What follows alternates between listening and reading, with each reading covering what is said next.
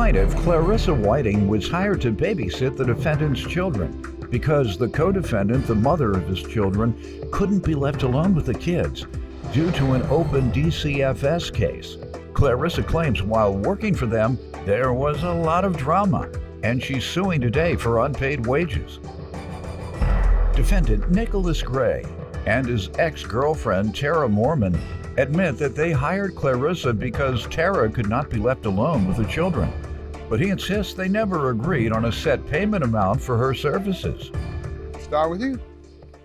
So they had contacted me back in March through a nanny app. I've been nannying for like about 3 years, I'd say. They needed somebody to stay home with the kids and the mom because the mother couldn't be home alone with the kids from a DCFS case. I had been told that she had gotten into an accident under the influence with one of the kids in the car.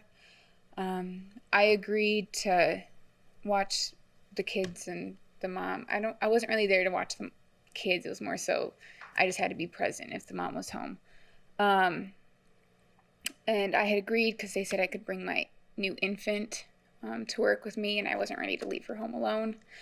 Or with my family, of course. But so I started that job like 2 days after. What was the agreement on the pay? $175 per 24-hour period. Okay. How did things go?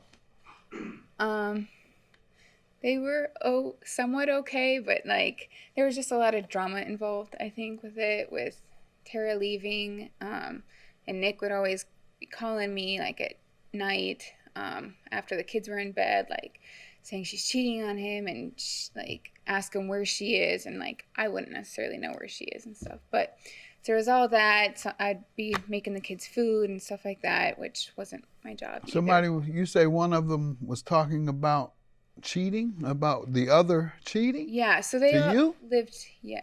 They call you and say, is my wife cheating?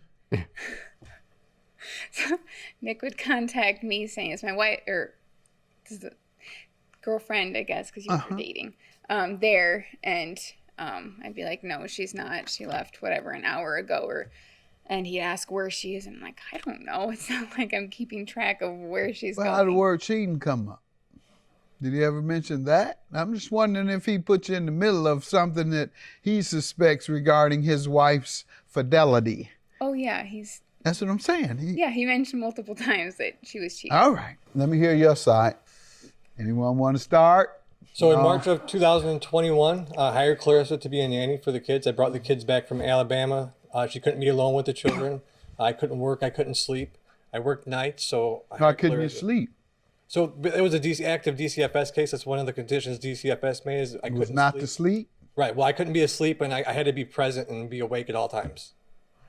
Even at like 4 in the morning? Well, when the kids are asleep, that's different. Okay. I didn't hear that part. All right. Got that. And couldn't leave them alone by themselves. All right.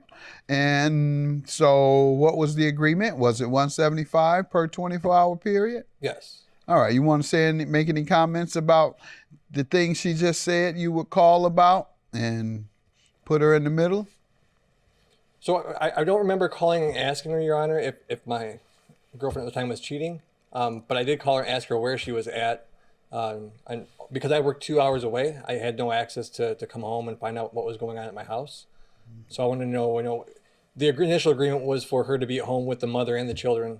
I didn't know where the mother was. Okay, but it wasn't out of suspicion of cheating? No, so we have a past history of infidelity as well. So that means, sounds like you're saying, yes, it was regarding that. Because I worked 2 hours away, I had no access to come home and find out what was going on at my house. So I wanted to know, the initial agreement was for her to be at home with the mother and the children. I didn't know where the mother was. Okay, but it wasn't out of suspicion of cheating? No, so we have a past history of infidelity as well. So that means, sounds like you're saying, yes, it was regarding that. Defendant Nicholas Gray and his ex-girlfriend Tara Mormon are being sued by their former nanny, who claims she was hired because Tara was not allowed to be left alone with their children due to an open DCFS investigation. Hey, I do the same thing. I ask my staff back there. They play like they don't know. My wife goes on these walks every morning. Every morning. Leave at 8:30. Come back at 11. You ever seen anybody walk that long? No. Never.